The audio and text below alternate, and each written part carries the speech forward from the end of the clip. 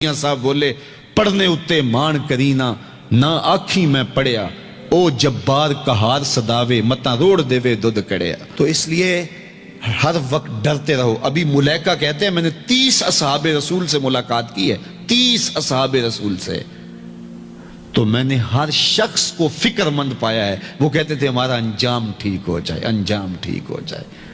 حضرت سیدنا ابو بکر صدیق رضی اللہ تعالیٰ عنہ، جن کے بارے میں میرے رسول کی زبان سے لفظ نکلے ابو بکر فی الجنہ، ابو بکر جنتی ہے، لیکن وہ کہتے ہیں ایک چڑیا کو دیکھ کے شاخ پہ بیٹھی ہے، کہا واہ چڑیا کتنی موج ہے تجھے، ایک شاخ سے اڑتی ہے دوسری شاخ پہ بیٹھ جاتی ہے اور قیامت کے دن تیرا حساب بھی نہیں ہوگا، پھنسے تو ہم ہیں جن کا حساب ہوگا۔ یہ وہ لوگ ہیں جن کی زندگی دیکھیے، ان الشیطان یفر من ظل عمر، عمر وہ ہے جس کے سائے سے شیطان بھی بھاگتا ہے، لیکن وہ کہتے ہیں کاش میں مٹی کا ڈھیلا ہوتا۔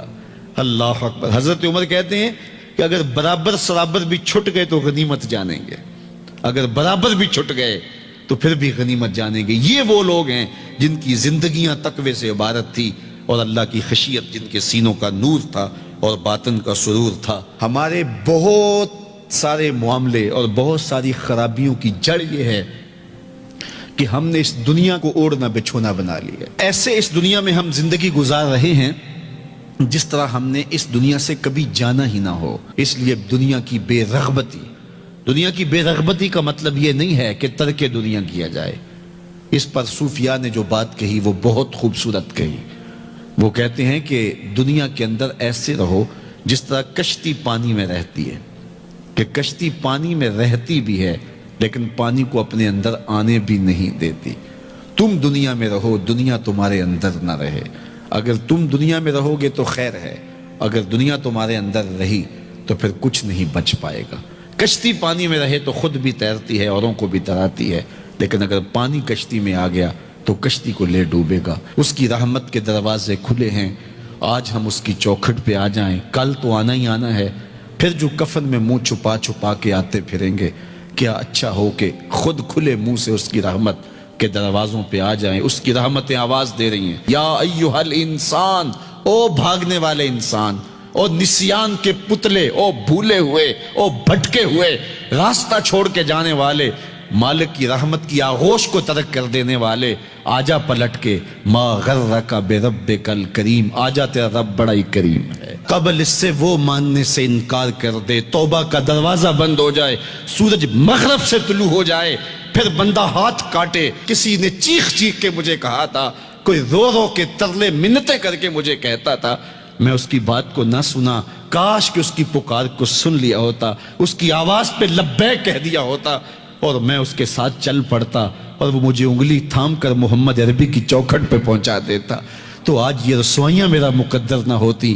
صاحبو آؤ، کتاب رحمت آواز دے رہی ہے، کتاب رحمت تمہاری انگلی تھام رہی ہے اور تمہیں حضور کی چوکھٹ تک پہنچا رہی ہے، اور آمنہ کا لال تجھے اپنے دامن میں لے کے رب سے مغفرت اور بخشش کا پروانہ لے کے دے رہا ہے۔ مجرم ہو تو منہ اشکوں سے دھوتے چلے آؤ، آؤ در تواب پہ روتے چلے آؤ۔ دن میں 5 مرتبہ نماز مرد عورت پر فرض کی گئی ہے۔ دوسری چیز زکوٰۃ ہے، زکوٰۃ بھی اہم رکن ہے اور اس کا انکار کرنا بھی کفر ہے۔ اگر کوئی زکوٰۃ نہیں دیتا تو سخت گناہگار ہے، گناہ کبیرہ کا مرتکب ہے۔ پھر اس کے بعد روزہ آتا ہے اور حج آتا ہے۔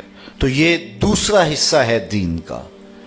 تیسرا حصہ دین کا معاملات ہیں۔ معاملات کے اندر ازدواجی زندگی ہے، نکاح ہے، طلاق ہے، خلا کے مسائل ہیں، اسی طرح کاروبار ہے، بیع و شراء ہے، اس کی شرائط ہیں۔ کاروباری شخص کے لیے ان کا سیکھنا ضروری ہے تاکہ وہ ان اصولوں کے ساتھ تجارت کر سکے۔ اسی طرح دیگر احکام ہیں، وہ سارے وراثت کے مسائل اس کے اندر آتے ہیں اور بہت سارے مسائل آتے ہیں، تو یہ بھی دین کا ایک حصہ ہے۔ چوتھی چیز اخلاقیات ہیں، ہمارے رویے ہیں، ہمارے انداز ہائے زندگی ہیں۔ ہم نے ہمسائے کے ساتھ رویہ کیا رکھنا ہے، ہم نے ماں باپ کے آداب کی رعایت کیسے کرنی ہے، ہم نے بچوں کی تربیت کیسے کرنی ہے، ہم نے بولنا ہے تو ہمارا انداز تکلم کیا ہونا چاہیے؟